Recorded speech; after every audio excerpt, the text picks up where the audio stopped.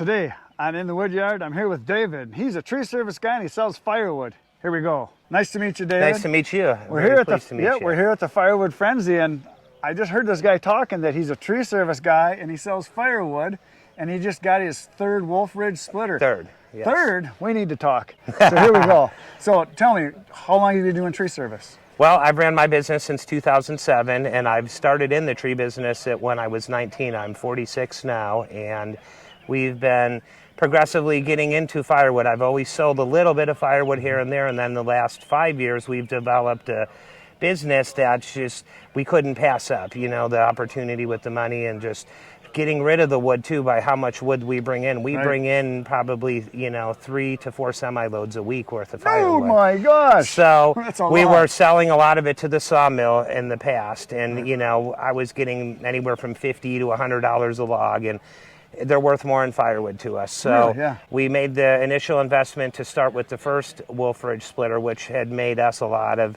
money. It was very good to us. And what model was that? I started with the 28 Pro is what I started that's a nice with. one. That's what a lot of people get, yeah. And, it's kind of a huge cost at the beginning, but Chris was saying, maybe you should bump up. I should have took his advice the first time, but... So the 28 Pro, what does that have on it? Does it have a log lift? It has the log lift, it does, and it's, it's a little bit slower than some of his bigger models, and so at that point, it was fine. We were doing really well with it, and then now we went ahead the following season, and then I bought a conveyor.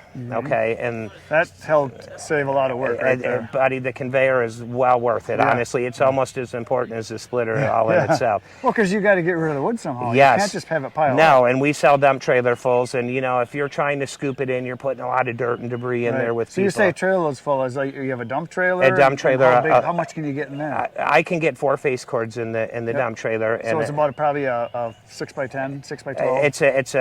It's a low trail, 14 foot. 14. The same one Chris has. Okay, yeah. The exact same trailer as that, and so.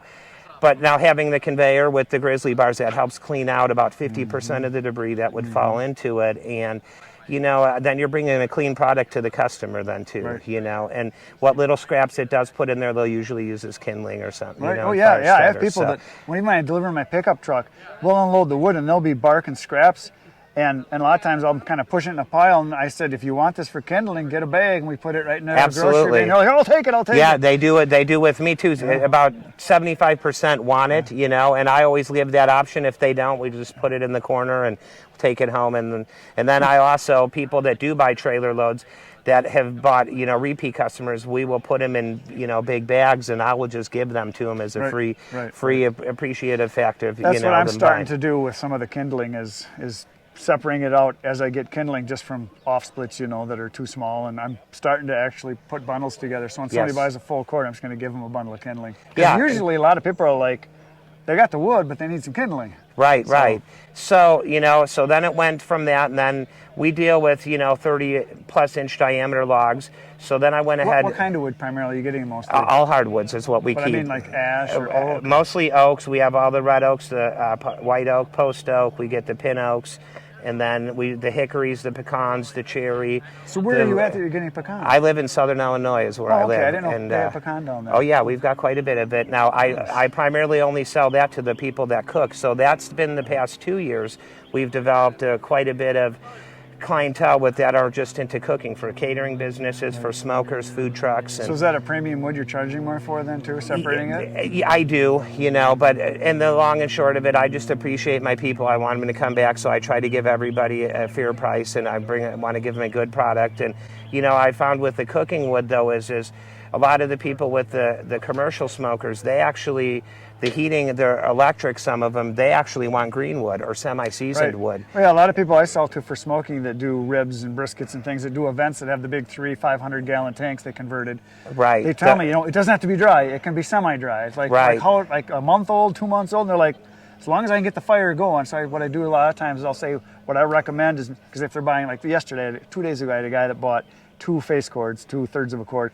I said, well, I've got oak that's ready to burn right now, and then I got hickory that was cut about 2 months ago that's not going to be ready for a while. Right. He says, well, I can get it going with the oak and throw the hickory on top, and it'll burn and burn slow. I said, perfect. That's funny, because I have customers as well that do that, and we have just recently took a dump trailer load, and the fellow was wanting half cherry, half oak. I said, right now I'm running low on cherry. I said, but I will bring you a face cord of cherry, and then I'll throw the other, the red oak and the white oak in there. And he says, well, what I'll do then is what you had just mentioned. I'll start with my oak. I'll put my cherry on the finish, and so that the cherry has became very popular for the cookers for me too. Yeah, and I can't cut enough of it, know. And for the way we're taking the trees down, we are basically lucky when we get the cherry trees, And I don't buy wood, so it's just what we go out and we take down for residential tree work, And so, how big is your tree service business compared to your firewood business? Are they starting to even out, or is tree service way above? Tree service is way above, And I have a lot of equipment,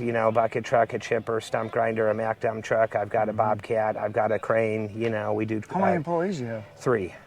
So nice. It's. So do you all work together? You have 2 guys going different places? It depends on what time of year it is. It depends on weather conditions. Depends or on size of the job. Yes, or mechanical breakdowns. If something's being maintained, we need to fill in for a day. I'll put somebody out there on firewood, and so we always try to keep the firewood going. But it's at the point now where the tree business is way more profitable than the firewood. So for our heating, we start in October on the heating for selling, and then we usually stop about April 1st. So my firewood season runs from October till April, and then... Which is not a typical tree service time of year. Right. Yeah, historically that's a slow time of the year for us. And, the holidays kick in, and then from there we will transition over to the firewood. And then for the summertime, I basically only try to tend to do for the people that cook, just to keep them going so they're happy, they have what they need, and, everybody, it works out. So you were saying volume-wise for firewood, you're doing, what, a couple hundred full cords, 300? About 200 on average. It was slow last year. Last year we only did a little over 150, but we've had a very mild winter last year. Right. It did not turn cold for us down there until just after Christmas. And, and then the last few years I've noticed a lot of other people getting into this too.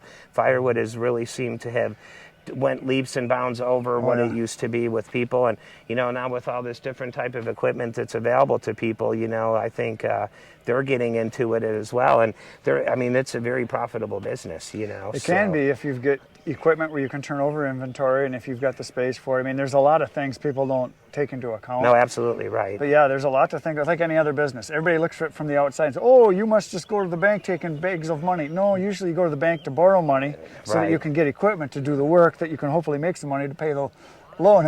Right. Well, what I can say about the Wolfridge equipment is it has actually, it's paid for itself. Everything that I have purchased in the past 2 years, I've started with the one, I made enough money with it that year, and then I went ahead the following season, I bought the conveyor.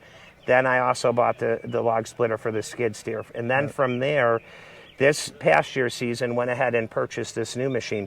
And then also it's paid for all of its fuel. It's paid for all my labor for my employees. That's helped with that throughout the course of the season. Well, and the thing for you, too, having that firewood keeps your employees working year-round. Yes, and then you don't lose employees, you know. And so it's, it's turned in, it's evolved into a great business, and it's definitely something for people that do tree service work to consider, because I know a lot of other local tree service guys in my area, they discard the wood and they'll take it to to recycling plants, and I'm like, guys, you're throwing away money, big money, what I mean? So we try to, I'm a very resourceful person, and it's well worth the time. It is hard work. There's nothing easy about firewood, which you know that. So it's work. So now you said you went through 3 different Wolfridge products. Which one are you on now? Well, now I'm with, I have a 28C with an oil cooler on it. I have the Magnum package and the auto cycle on it. So that's the big one. That's the big one. And I do all my firewood indoors too in a building. Oh, really? So we have I've got a big barn that we do this in.